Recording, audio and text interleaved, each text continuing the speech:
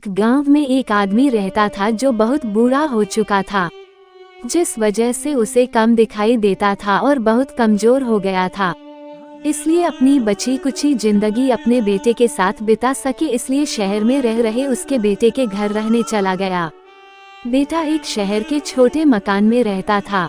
मकान तो उसका छोटा था, लेकिन उसके अंदर जो चीजें थी वह महंगी थी।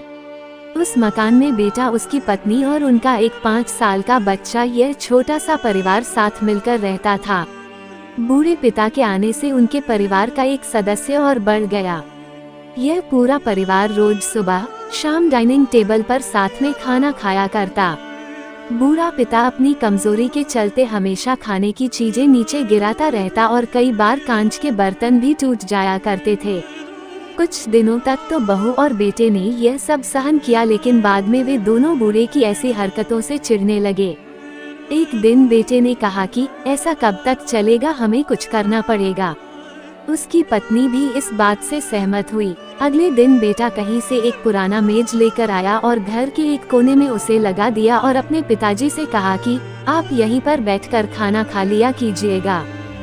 उन्होंने एक लकड़ी का बर्तन भी बनवाया जिसमें वे अपने बूढ़े बाप को खाना देने लगे। अपने कांच के कीमती बर्तन बचाने के लिए अपने बूढ़े बाप को लकड़ी का बर्तन देने में उन्हें जरा भी शर्म नहीं आई।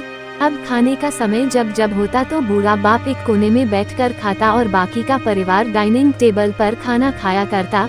डाइनिंग टेबल पर बैठे बैठे दोनों पति पत्नी कभी कभी अपने बूढ़े बाप की तरफ देख लिया करते। बूढ़े बाप की आंखों में उन्हें आंसू भी नजर आते, मगर उन पर जैसे कोई असर ही नहीं होता। बूढ़े का पोता भी यह नजारा हमेशा देखता और वह अपने में ही खोया रहता। एक दिन जब पति पत्नी डाइनिंग टेबल पर बैठकर खाना खा रहे थे, तब उनका बच्चा जमीन पर बैठकर कुछ कर रहा था।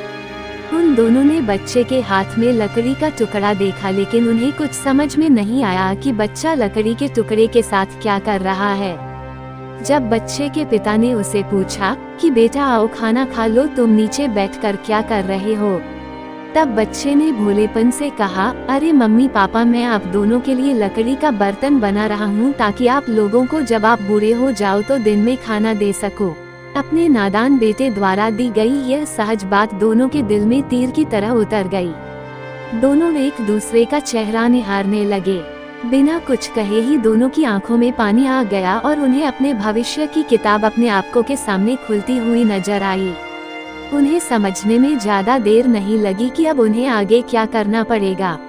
अगले दिन कमरे के कोने से वो पुराना मेज हट गया और अब बूढ़ा पिता और बाकी का परिवार साथ में मिलकर फिर से खाना खाने लगे। बूढ़े की कमजोरी की वजह से हो रही गलतियां भी अब किसी को नहीं चिढ़ाती थी।